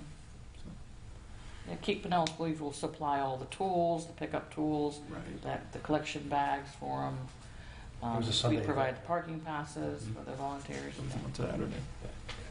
Is there an upcoming one? Do you know? Yeah, I have to look on the calendar specifically to tell you, but Okay. they're pretty regular. Yeah. frequent. Good. And they're posted on the website, on the city website, right? Maybe? The cleanup dates? Mhm. No, I don't Yeah, think they sure. are. No. Okay. Dogs on the beach. I asked to, this is not about ordinance, we already know that the ordinance is no dogs, but it's frustrating, right? That we talk about a lot of things, garbage itself, okay, you're not supposed to have garbage on the beach, I mean, it's an ordinance, right? So you're supposed to pick up after yourself, right? But people don't. People take dogs out. I did a lot of research on this because I know there's been discussion with us and the commission about service dogs and emotional support dogs, but ultimately what it is, it's the service dogs only, not emotional support dogs, okay, are not allowed on the beach. Okay, it's pretty clear what the state of Florida says. But it all comes back to enforcement, right? And how you enforcement. And, it's a struggle. I recently, 1 week ago, Volusia County decided and voted on it in the commission to allow dogs on the beach because they can control it, like make sure that they're leashed, even though it's still a matter of ordinance. They're supposed to be on a leash, you're supposed to pick up after them, so forth and so on. This just happened a week ago. But it again goes back to who's going to enforce this, right? Because you still got to enforce whether you allow it or not allow it. But it's very frustrating. I always take off from the beach right by the Don Pig. That's where it's closest to me from my home. And most of the hotels along our beach also allow dogs. Because I do go up to people and I say, hey, FYI, just to educate, I'm not enforcing you, but you get some nasty comments when you tell somebody that no dogs are allowed on the beach, right? And most of them don't even live here. So, I always thought, how much are the hotels, and I don't go into the hotels and ask them, hey, are you guys telling them they can't just walk out right from the back of your hotel out? Because I see it happen, and go right onto the beach, hang out. Usually happens in the morning hours or during the sunset hours, and there's not going to be any code enforcement that's going to come out at that hour to do anything. But it's been pretty blatant, and I've talked to some of the commission who feel, no, it doesn't happen that much. I go out and walk on the sunset all the time. And there has not been not once that I haven't been out to the beach and didn't see a dog on the beach. Okay, and I usually walk from the dawn all the way to Paso Grill and back, right? Okay. So, always. So it's very frustrating that residents themselves, too, take their dogs out feeling, oh, no one's going to see me. I'll just sit here, watch the sunset, and walk right back, which seems very innocent. Again, I'm not against the dogs. I could be for dogs on the beach or not on the beach as long as it's done right. But it's always enforcement.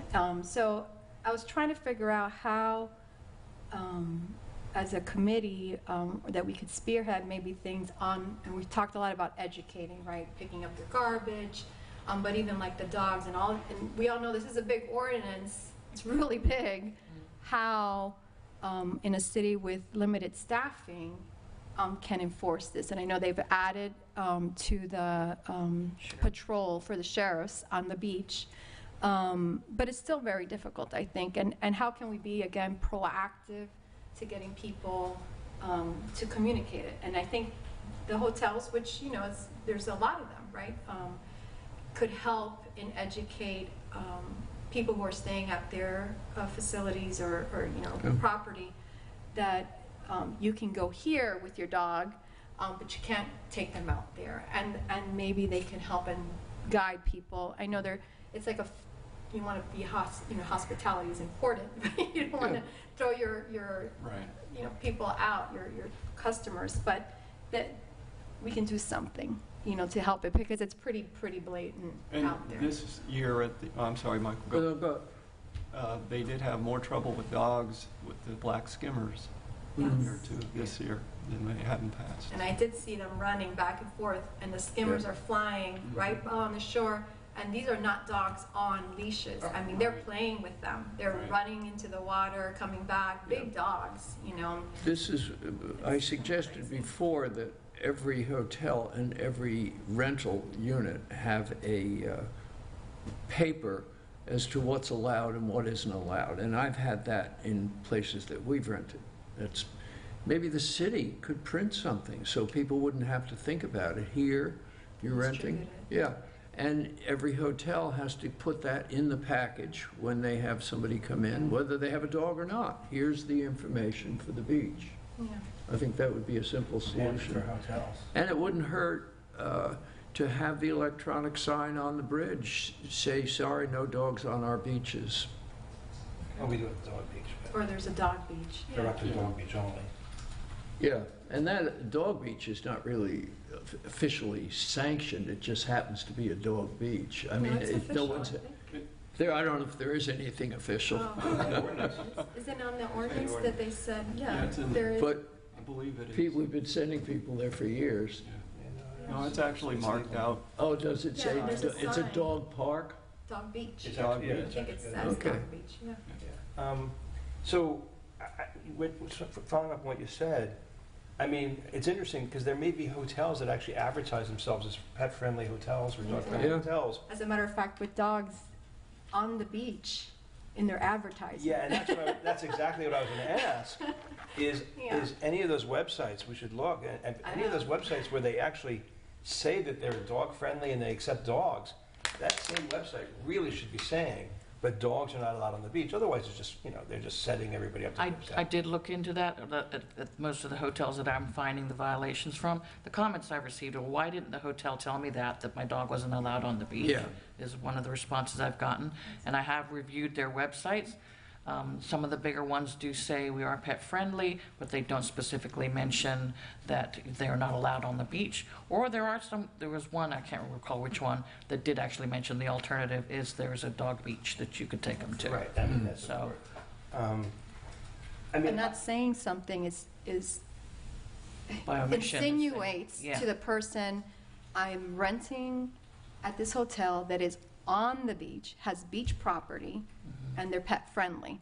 So I would say, oh, great. Yeah, right, You the know? dog's gonna run on the I'm not going to beach. look up the ordinance. What a dream. you know? I'm bringing my dog because I wanted to run with my dog on the beach like I did in North Carolina or whatever. Correct. The other thing is, I understand dogs shouldn't be loose. I have seen, it wasn't this year, but I have seen the sheriff go over to people who have dogs on a leash, not even a big dog, and speak to them, and I've watched the people then have to leave with the dog. So, I've seen enforcement happen. I understand the mentality of some people, though. You're with 1,000 people on the beach, and you have your dog next to you, and if you have a bag to, get their pee, get their poop, you think you're not harming anything, and Yeah, I think it's going to become an increasingly more difficult issue because people's habits have changed so much. When's the last time you went to Home Depot where you didn't see a dog? Like, why are there dogs in Home Depot? I don't know. I've never seen one fetching Schedule 40 for somebody, but, but there are always dogs in Home Depot. So the desire for people to want to take their dogs with them everywhere oh, yeah. isn't going to go away, and it's not going to decrease in the next 5 years. And so, thinking forward, I think it's probably a combination of enforcement, and then even though the five of us might be sitting up here saying, why on earth would you take your dog to the beach? That's the dumbest thing. It should never happen. The direction that society is going is that there's going to be more pressure to do that. And so I think that's why you see a lot of municipalities that have come up with times of day or sections of Yeah. beach where it's allowed to then take the pressure off the other places. Just as a point of interest, the feds, at least on national seashore property, have outlawed dogs now. Yeah. And that has upset a lot of people on Fire Island and other places that have huge beaches where they're used to walking their dogs. But a dog is a problem on the beach. They're a lot of fun on the beach, but they sure are a problem for the wildlife can't be running. Yeah. and other people. Yeah. People get scared of big dogs. And the first thing a big dog does when he sees you walking towards where he is and his master is run at you or to assert authority. So dogs don't belong on public beaches. I guess ultimately just hopefully more education or more verbal, because we've left a couple of meetings, including myself, thinking, well, you could have emotional support dogs and everything, and it's not the case. And I want to keep saying that, and for anyone who listens, because I run into people on the beach and say, oh, well, it's my emotional support dog and you can't do anything about it. And I'm like, no, where'd you get that? But I've heard it in commission meetings, and people can misinterpret what is allowed. And so, it's a trickle effect. One person says, oh, I heard that this you can. And then I heard, and then before you know it, hundreds of people said, yeah, so-and-so heard it at this meeting that said you can. So again, it would be nice to try to figure out how to help with a pretty heavy load ordinance coming out to everybody. All right. Coral bleaching. That was just a quick, I don't know how many people know that it's happening here, I know by my house, along the seawall, all the coral is white, all of it, and we have hard coral by the seawall. So, I know it's in Passive World too, by Mary Pier. If you look down, usually if you go a nice low tide, because you can see it really well, and you start seeing a lot of white splashes, that's all coral, and it's all bleached. So it's just, on the news we hear a lot about the Keys. I volunteer at the Florida Aquarium, and we do restoration down in the Keys, but it's happening here too. Doesn't mean that it's dead. It could recover possibly, but I don't know how much research is going to go elsewhere besides just, and I could bring this up at the aquarium too. What else how much are people knowing the effect of what's going on? I have never seen that happen living here on the beach, that the coral right outside our seawall has bleached, so it's... The temperature has never been this high, No, never. and that's the cause of bleaching coral. Yeah. So that's just information. Yeah. Okay. I mean, there's nothing that we can, There's nothing we can do. Nothing. It's just informative. So a lot of people don't Some think of it's it- happening here, that it happens Yeah. only further south. But the warm, the Gulf is Gulf pretty Stream, warm. Correct. The great reef in Australia is coming back now, Yes. so some of it seems to adapt to the warmer weather. If there's enough nutrients, it could take 7 Yeah. to 10 years, for it to recover. If it does, but there has to be significant nutrients. I don't know if there's continuous warm water, whether it would have the opportunity to recover, but it can still recover. So just because Yeah. you see it bleached doesn't mean, oh, it's dead. Let me pull it out and prop it up on my coffee table because it's no longer alive. It's not the ones that, you can't sell those corals don't assume anyways. it's dead, don't assume it's dead just because it's white. Correct. Don't assume it's dead. Okay, and the last item, maximum capacity at beach. Maximum capacity of hotels and guests is the maximum capacity of this beach, and the maximum people we can fit at the public parking. Well- That's it. We can't have more than that. Are you asking if there is one, a maximum? No, but it's self-regulating in a sense. I don't think we have a maximum. I don't even know how you'd enforce that. You'd have to count. I had written this, I had, submitted this as a comment or as a topic, and it was a little more in-depth, and I appreciate it only saying this because I didn't intend what I wrote to be, put in the agenda.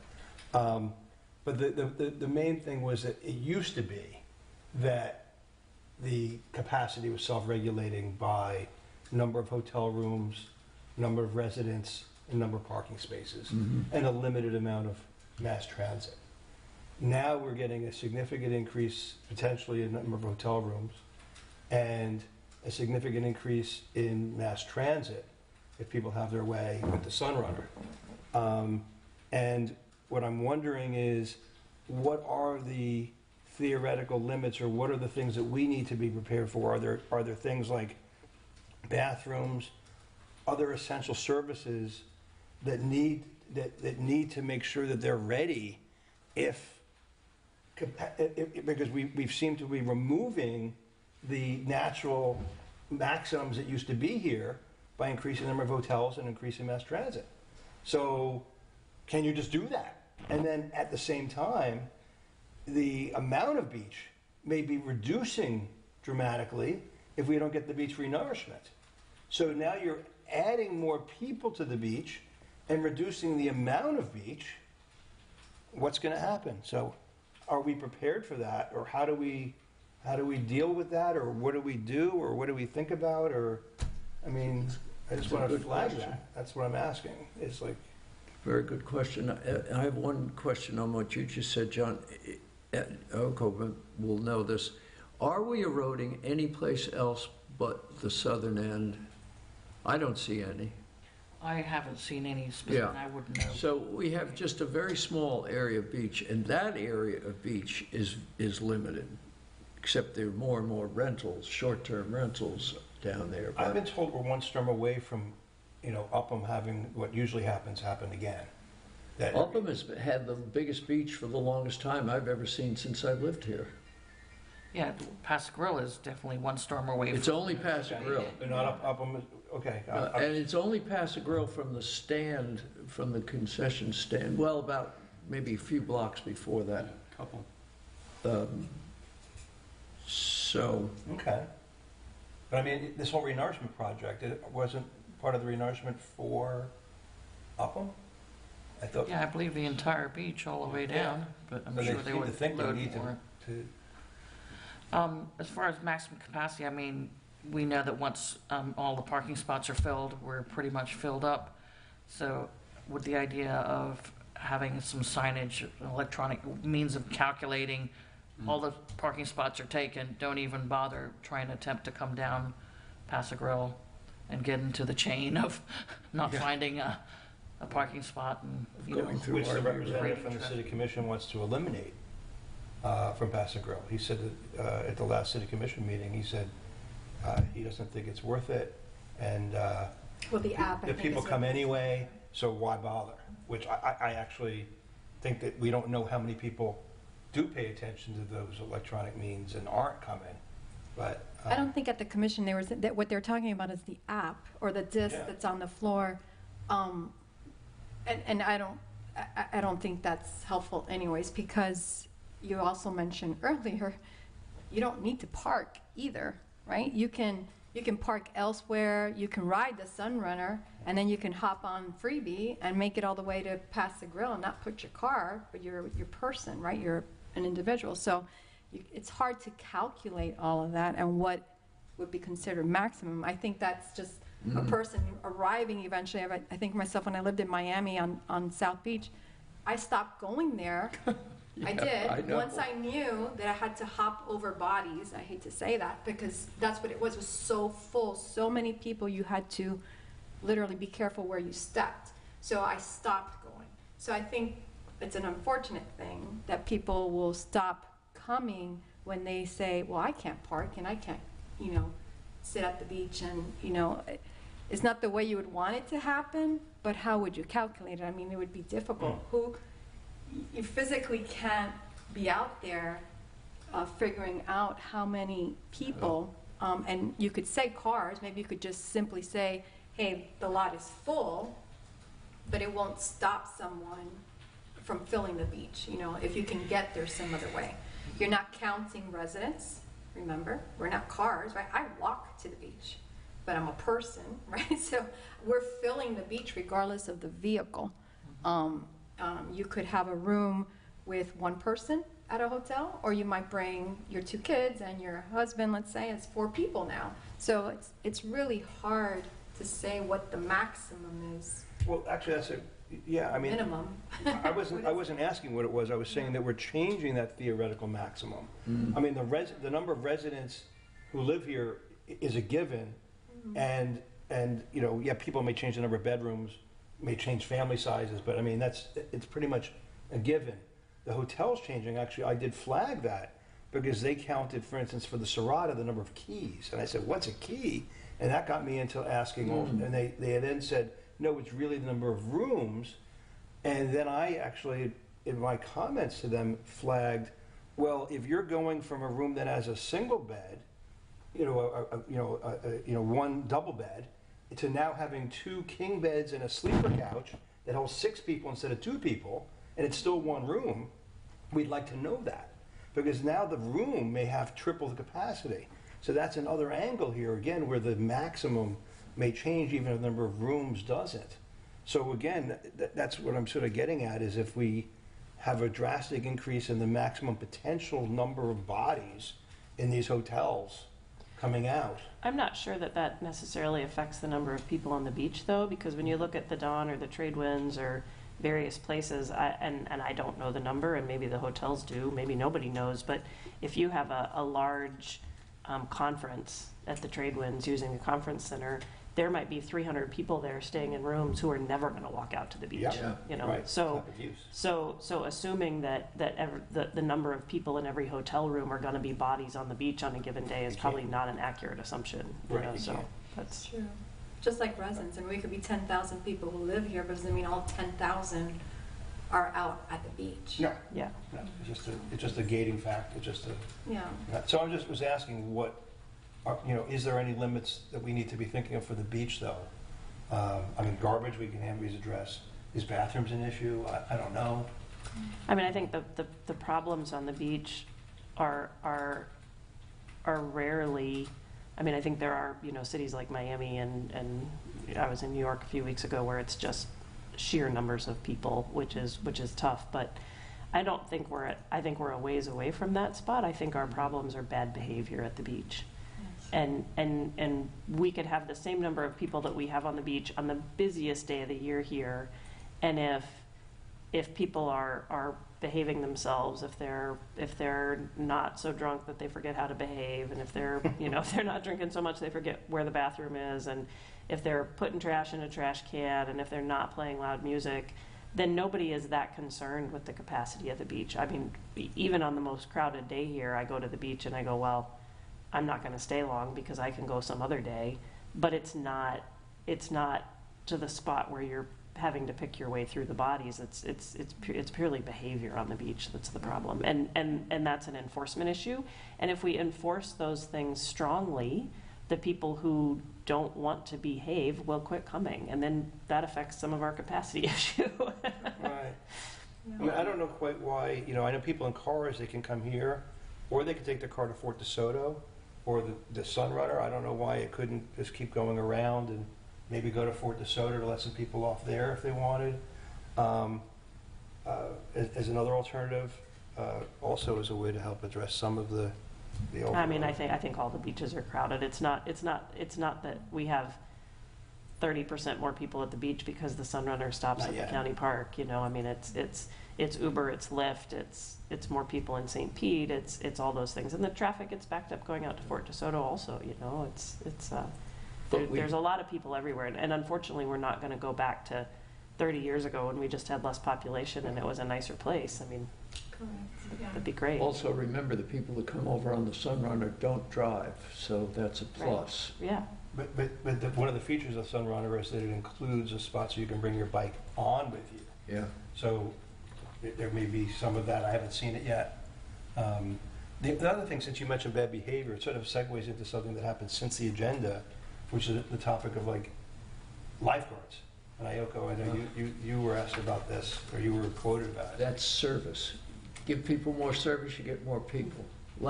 This beach not having lifeguards is one of the best things about this beach. Okay. I agree. That's interesting. That was it. Okay. Yeah. I think, Karen, to your point too about the behavior, is similar to the garbage. If everybody's behaving, maybe more people won't misbehave. Right. But Yeah, there if again you're- is the enforcement Yeah. to make that happen. Yeah. Well, we've covered a lot of ground. Any more discussions? Has anyone paid attention? I did. We did. And there's a video, there's an audience, there's minutes. Jenny, are we good? Okay, then this meeting is adjourned. Second.